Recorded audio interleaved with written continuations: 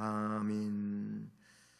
오늘 말씀은 고린도전서 15장 9절로 11절 말씀입니다. 신약성경 282쪽입니다.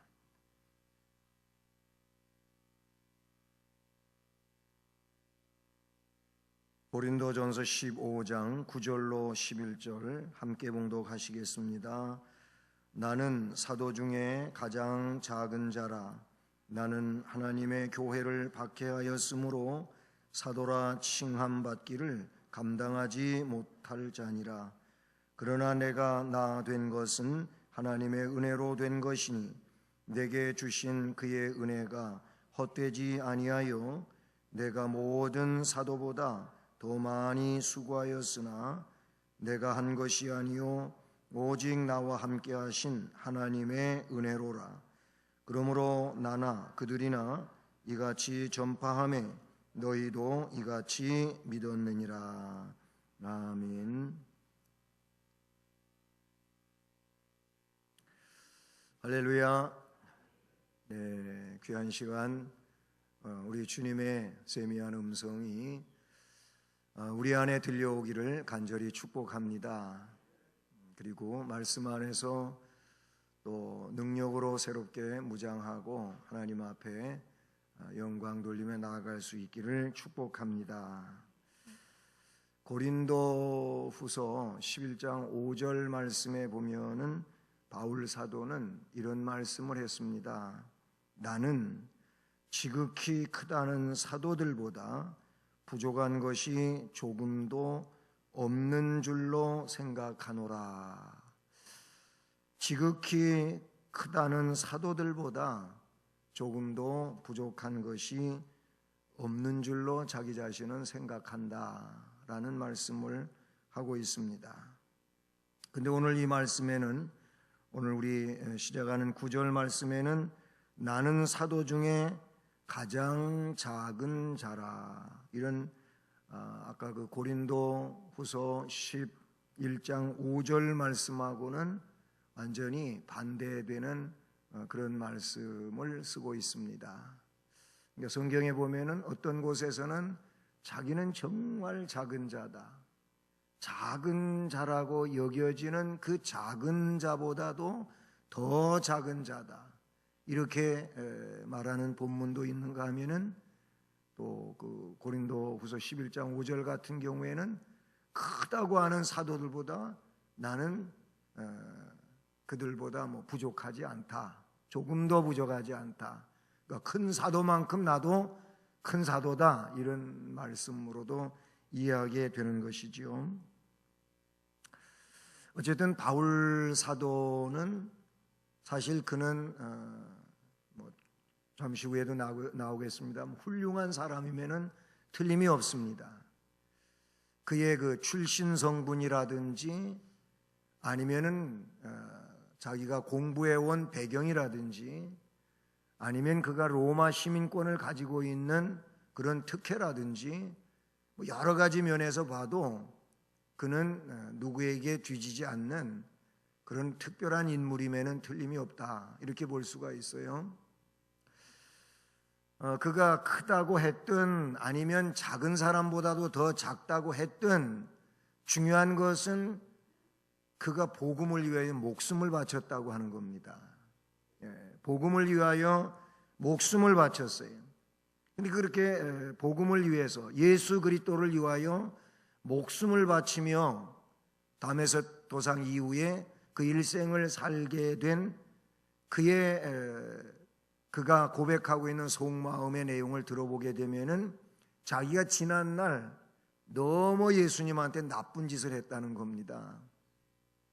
그게 그 이유예요. 자기가 지난날 예수님한테 한 짓에 비하면은 지금 내 목숨을 주님께 내놔도 나는 정말 부끄럽다 할 만큼 그렇게 성경에 고백하고 있어요.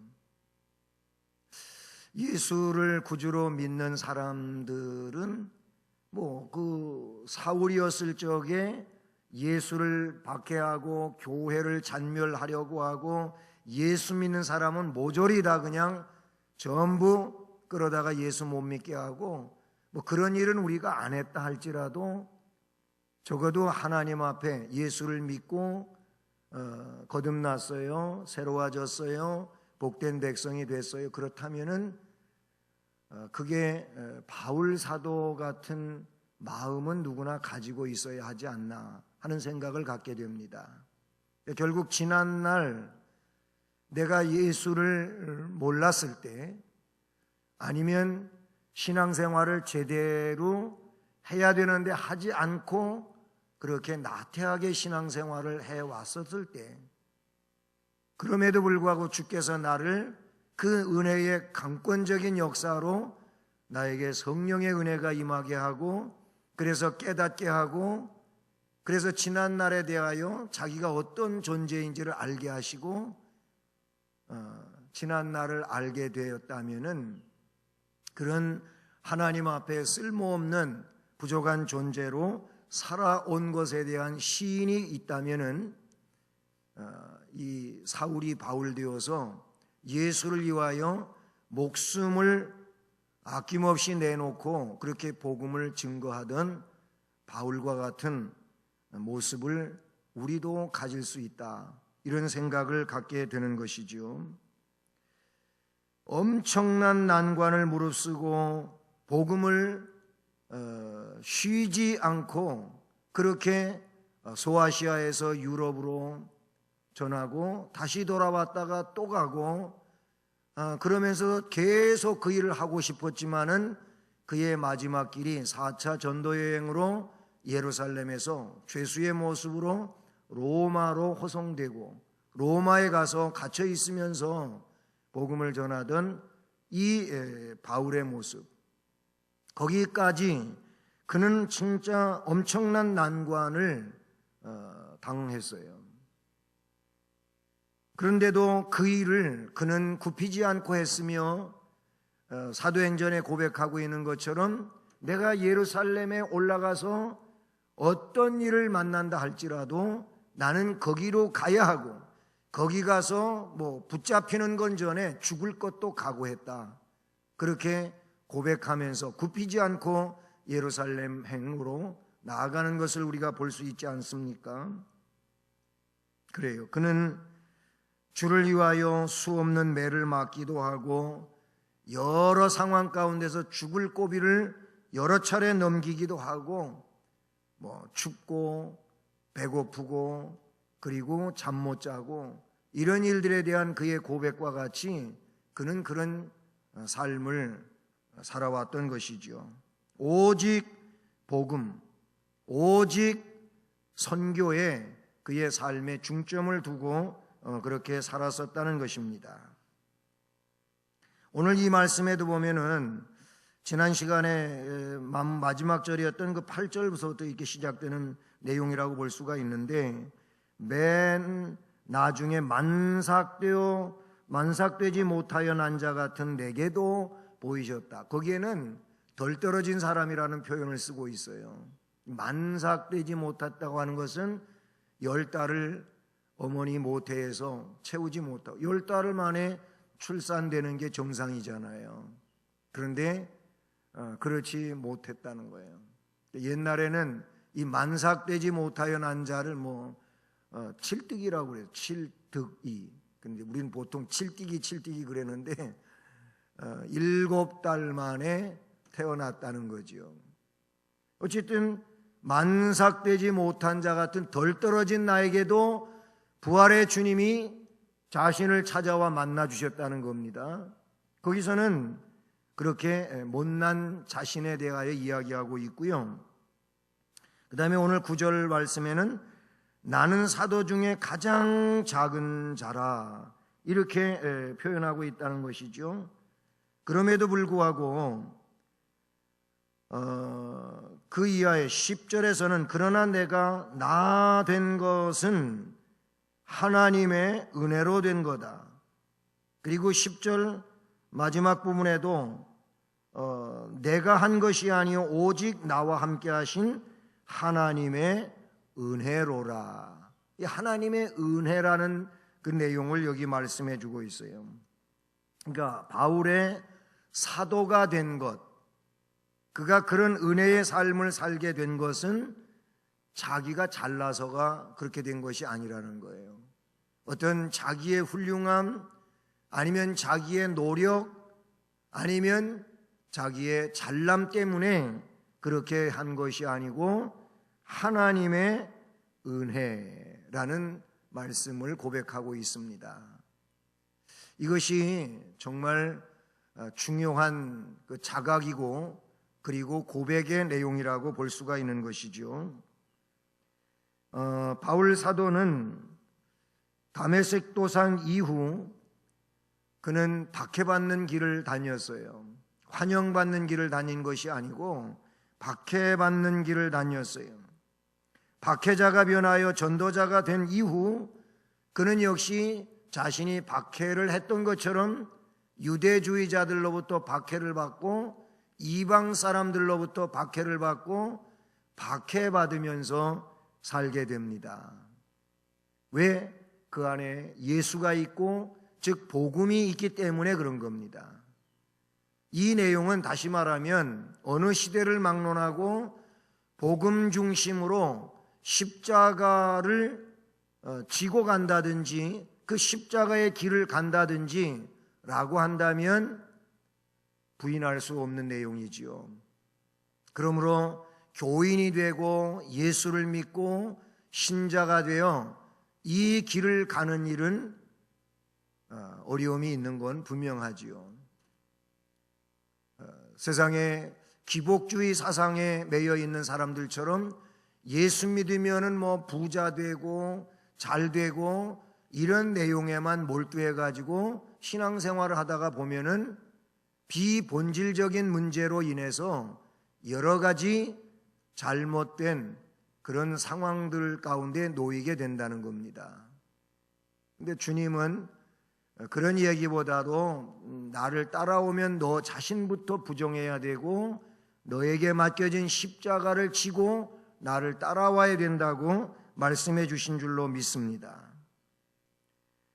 복음에 대하여 열렬한 박해를 하던 사람이 오히려 그보다 더 극성스러운 박해를 받는다 할지라도 말 그대로 극성스럽게 복음을 전하며 다니는 이런 바울이 되었다고 하는 것을 우리는 보게 되는 것이지요.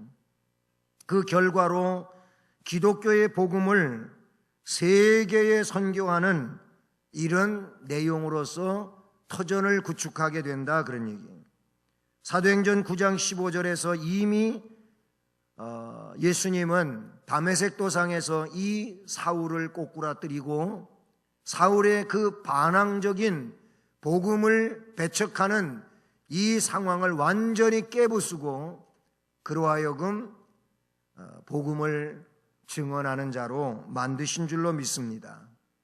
사도행전 9장 15절에 이 사울에 대하여 말씀하신 내용은 그를 내가 택했다, 이방인에게 복음을 전하는 그릇으로 택했다 라고 주님은 아나니아 선지자에게 말씀하는 것을 우리가 보게 되지요. 당시 예루살렘 교회가 중심이 된 기독교가 결국 바울에 의해서 이방 세계로 뻗어나가는데 아주 중심 인물로 그렇게 사용되는 것을 우리는 볼 수 있는 것이지요. 하나님은 바울을 이방인의 사도로 세우셔서 복음이 세계로 뻗어나가도록 그렇게 역사하신 줄로 믿습니다. 그런 점에서 이 바울 사도의 회심은 매우 독특한 것이라고 할 수가 있고 결국 그것은 바울 개인에게 뿐만이 아니고 이방 세계에 이미 하나님께서 선택하고 그의 때에 그들을 주 앞으로 인도해 내기 위하여 바울을 불러내서 그를 일꾼으로 사용하신 줄로 믿습니다. 그러므로 오늘 바울이 고백하고 있는 것처럼 자기는 못난 자이지만 그 내용을 9절에서는 어떻게 표현하고 있냐면은 하나님의 교회를 박해한 자라는 겁니다. 그리고 사도라 칭함을 받기에 감당하지 못할 자라고도 이야기하고 있어요. 그런 점에 근거해 본다면은 얼마나 부끄러운 모습이냐 그런 얘기예요. 자기 자신이 그거를 이야기하고 있는 거예요. 자기가 실제적으로 스데반을 죽이는 데 앞장섰고, 그리고 교인들이 있다고 하는 곳에 찾아다니며 그들을 능멸하려고 했고, 다메섹까지도 가서 그 일을 하려고 그렇게 강압적인 심령과 마음을 가지고 갔던 자가 아닙니까? 그러니 그것이 사울에게 있어서는 못내 부끄러운 일이지요. 그 점을 이 말씀에 지적하면서, 그런데 내가 나 된 것은 하나님의 은혜로 됐다. 내게 주신 그의 은혜가 헛되지 아니하여 내가 모든 사도보다 더 많이 수고하였으나, 더 많이 사도들보다 수고했지만은 그것조차도 내가 한 것이 아니요 오직 나와 함께 하신 하나님의 은혜 때문이다. 할렐루야. 여러분, 이 바울 사도는 말 그대로 훌륭한 사도임을 우리는 깨닫게 되는 것이죠. 훌륭한 사도입니다. 고린도후서 12장 11절에서 내가 아무것도 아니나 지극히 큰 사도들보다 조금도 부족하지 아니하니라 라고 한 이 말씀은, 그는 주께서 자기에게 주신 능력이 그만큼 큼에 대하여 말씀하고 있는 줄로 믿습니다. 지극히 크다고 하는 이 사도들보다도 조금도 부족하지 않지만, 그러나 그는 낮아진 자리에서 복음을 증언하며 살아왔다고 하는 것이죠. 하나님의 역사를 나타내는 데 있어서 많은 수고를 아끼지 아니합니다. 그럼에도 그는 나는 사도 중에 가장 작은 자라고 겸비하게 겸손을 드러내고 있다는 사실이죠. 디모데전서 1장 15절 말씀에서는 그는 죄인 중에 괴수라고 하는 표현을 씁니다. 그 또한 앞에서 말씀드린 것처럼 예수 그리스도를 박해하고, 그리고 교회를 잔멸하라고 하고 성도들을 죽이기까지 하면서 그 일에 몰두하고 있었던 이 내용을 생각해 보면 자기는 정말 죄인이고 죄인 중에도 큰 죄인이다. 그걸 괴수라고까지 그렇게 표현하고 있다는 사실이죠. 그런가 하면 에베소서 3장 8절에서는 성도 중에 지극히 작은 자보다도 더 작은 자다라는 그런 표현을 하고 있습니다. 이것은 자기 자신의 옛날을 생각하면서 자기를 죄인처럼 생각하고, 주님 앞에 말입니다. 그리고 어떤 사람보다도 더 작은 자로 그렇게 스스로 자기를 낮추고 인정하면서, 그래서 그 연약한 자가, 그 부끄러운 자가, 그 못된 자가 주의 사랑을 입었으니 주를 위하여 자신에게 있는 모든 것을 드려도 부족하지 않다고 하는, 오히려 그렇게 해도 자기는 주께로부터 받은 은혜를 감당하기 어렵다고 하는 이 점을 그가 인식하고 있었기 때문인 줄로 믿습니다. 우리 빌립보 말씀, 너무 잘 아는 말씀인데 한번 찾아보실까요? 빌립보 3장 4절부터 9절까지 말씀입니다.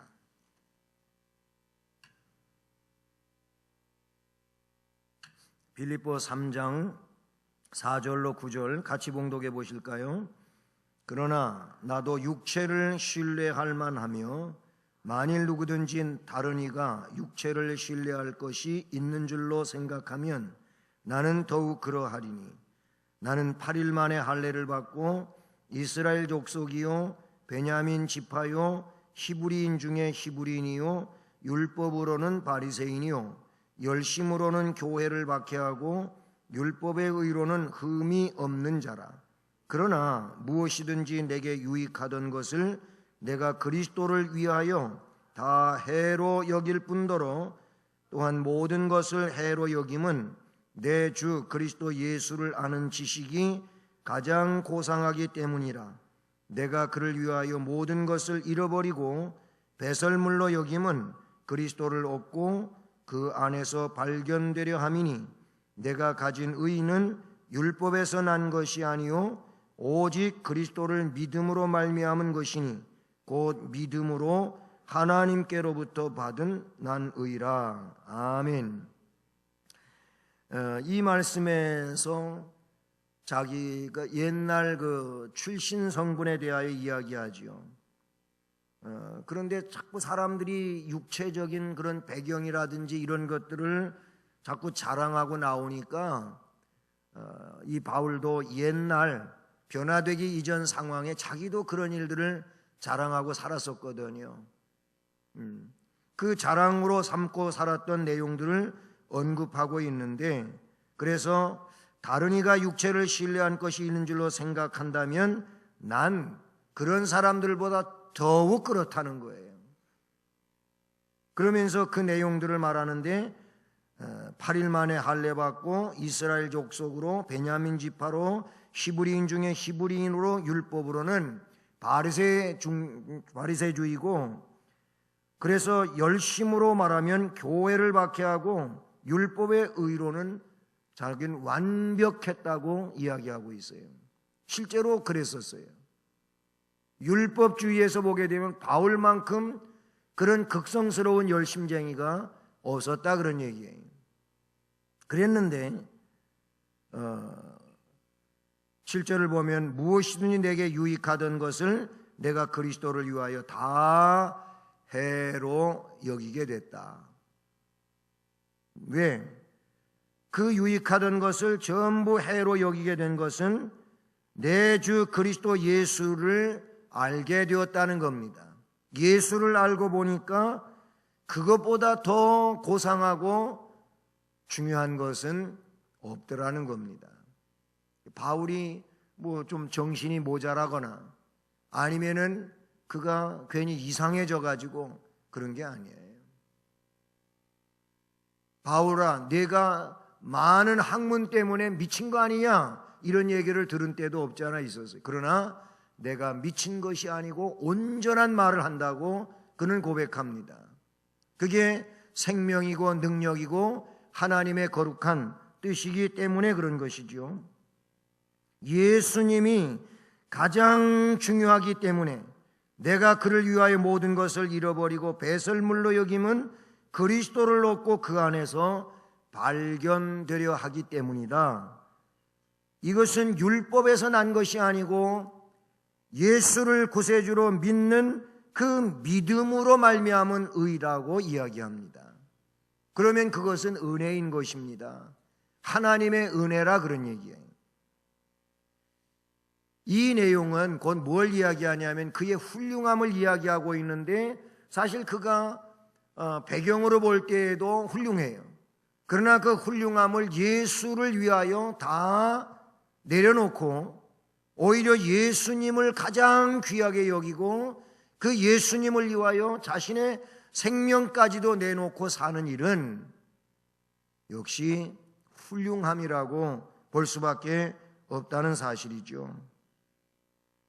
여러분, 사람들은 자기에게 있는 것을 주님보다 더 내놓으려고 하고 앞에 세우려고 하고 그거를 자꾸 자랑하려고 하고 그거를 가지고 마치 이 신앙의 내용도 자꾸 그 내용을 앞장세우려고 하는 이런 일들이 있어요. 근데 오늘 이 말씀을 보게 되면 그런 모든 것들은 다 예수님 뒤로 아니면 예수님 아래로 내려놔야 된다고 하는 것을 생각하게 되는 것이죠. 우리에게 있는 그런 어떤 많이 배운 학문의 내용이라 한다 할지라도 아니면 어떤 권세 또는 재력, 이런 모든 자기 자신에 있는 것들은 예수님보다 앞에 놓을 수가 없다고 하는 거예요. 그것이 신앙적 훌륭함이고 하나님 백성으로서의 훌륭한 모습이다. 라는 겁니다. 내가 나 된 것은 하나님의 은혜 때문이다. 사실 그렇잖아요. 바울 보면은 하나님의 은혜가 아니었으면 그는 여태까지 계속 박해자로 살 거예요. 그런데 하나님께서 그를 강압적으로 꼬꾸라뜨리고 복음의 증인이 되게 하신 것, 하나님의 은혜 아니겠습니까? 그 점에 있어서 그는 어느 누구보다 정말 훌륭한 사도라는 점을 깨닫게 되는 것이죠. 그래서 마지막으로 그런 것에 근거해 가지고 생각해 보는 것은 겸손의 미덕을 나타낸 바울 사도를 보게 되는 것이지요. 겸손의 미덕, 겸손이 그에게 있었고 그 겸손이 그 안에 있는 것을 결국은 아름다운 모습으로 드러냈다. 즉 미덕이라 그런 얘기입니다. 다시 10절을 보게 되면 그 10절 말미 중반 이하에 내가 다시 보면은 거기 뭐라고 말합니까? 내가 한 것이 아니요 오직 나와 함께 하신 하나님의 은혜로. 할렐루야. 뭘?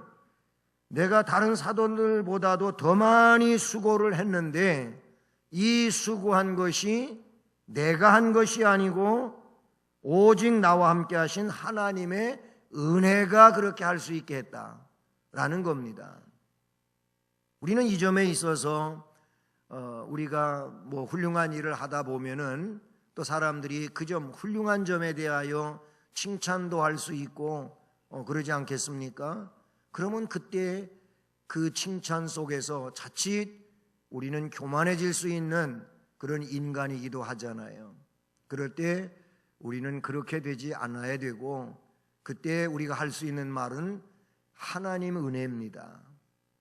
하나님이 할 수 있도록 해 주셔서 그렇게 했습니다 라고 하는 것이 오늘 이 바울 사도와 같은 그런 맥락에 있는 사람이라고 볼 수 있는 것이죠. 우리 고린도 후서 11장 말씀을 한번 찾아보시겠습니다. 고린도 후서 11장 23절부터 29절까지 말씀 한번 봉독해 봅니다. 시작. 그들이 그리스도의 일꾼이냐 정신없는 말을 하거니와 나는 더욱 그러하도다. 내가 수고를 넘치도록 하고 옥에 갇히기도 더 많이 하고 매도 수없이 맞고 여러 번 죽을 뻔하였으니 유대인들에게 40에 하나 감한매를 5번 맞았으며 3번 태장으로 맞고 1번 돌로 맞고 3번 파선하고 일주야를 깊은 바다에서 지냈으며 여러 번 여행하면서 강의 위험과 강도의 위험과 동족의 위험과 이방인의 위험과 시내의 위험과 광야의 위험과 바다의 위험과 거짓 형제 중에 위험을 당하고 또 수고하며 애쓰고 여러 번 자지 못하고 굶주리며 목마르고 여러 번 굶고 춥고 헐벗었노라. 이 외의 일은 고사하고 아직도 날마다 내 속에 눌리는 일이 있으니 곧 모든 교회를 위하여 염려하는 것이라. 누가 약하면 내가 약하지 아니하며 누가 실족하게 되면 내가 애타지 아니하더냐.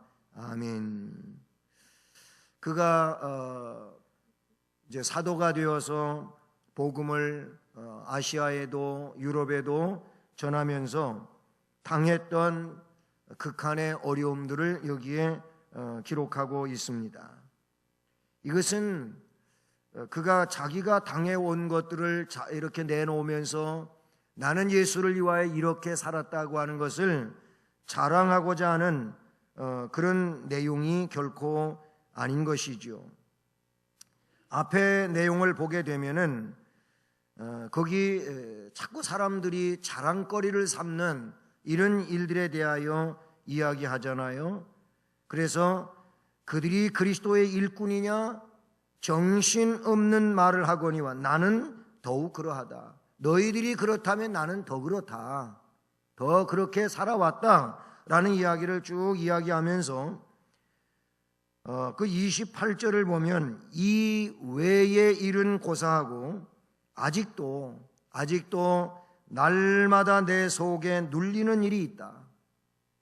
나는 이렇게 눌림을 당하며 살고 있다. 곧 모든 교회를 위하여 염려하는 것이라.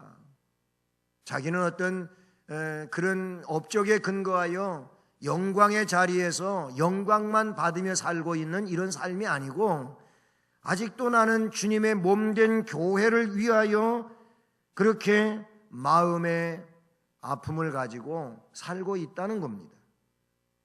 누가 약하다면 내가 약하지 아니하겠냐? 또는 누가 실족하게 되면 내가 애타지 아니하더냐? 그 한 사람의 실족하는 그 영혼 때문에 그 마음이 애가 탄다는 거예요. 그런 심정을 가지고 교회를 위하여 사역하고 있다고 하는 것을 말씀하고 있는 본문을 보게 되는 것이죠. 사도가 얼마나 피땀 흘린 수고를 했는가에 대하여 이야기하고, 이것이 끝난 것이 아니라 아직도 나는 교회를 위하여 아픔을 겪으며 살고 있다고 하는 것을 그는 말하고 있다는 사실이죠. 사도는 겸손의 미덕을 그의 삶으로 나타내고 있는 아름다운 그 삶을 우리에게 나타내주고 있다고 볼 수 있는 것이죠. 다시 말씀을 드리지만 그 일에 대하여 나는 사도 중에 가장 작은 자다. 너무나 부끄러운 과거를 가지고 있고, 하지만 하나님의 은혜로 내가 사도가 되어서 박해를 받고 그 복음을 전하는 이 신앙의 삶을 끝까지 살고 있다는 겁니다. 그러나 그것도 내가 한 것이 아니고 하나님의 은혜로 했다고 말씀합니다. 그러면서 11절, 오늘 본문 11절에 그러므로 나나 그들이나 이같이 전파하매 너희도 이같이 믿었느니라. 아멘. 사랑하는 여러분, 하나님의 은혜로 사도된 바울은 말 그대로 훌륭한 사도였습니다. 하나님의 은혜로 하나님의 자녀가 된 우리들도 훌륭한 그리스도인이 되며 훌륭한 직분자가 되며 훌륭한 성도가 될 수 있기를 주님의 이름으로 축복합니다. 사도가 능력 있게 사역을 감당했으며 겸손한 모습으로 많은 일을 감당했던 것처럼 우리 또한 주께서 우리에게 역사하시는 그 은혜로운 역사로 능력 있게 우리에게 주어진 사역을 감당하며 겸손한 모습으로 많은 일을 감당하며 주님 앞에 영광을 돌릴 수 있는 은혜자가 되기를 원하는 것입니다. 사도를 본받고 그 본받은 삶을 바로 우리의 삶 속에서 일으켜갈 수 있는 은혜가 있기를 바랍니다. 우리들도 모든 것이 하나님의 은혜임을 알고 하나님께 감사하며 충성하는 이런 직분자요 사역자가 되기를 주님의 이름으로 축복합니다. 사랑의 하나님 아버지, 감사를 드립니다.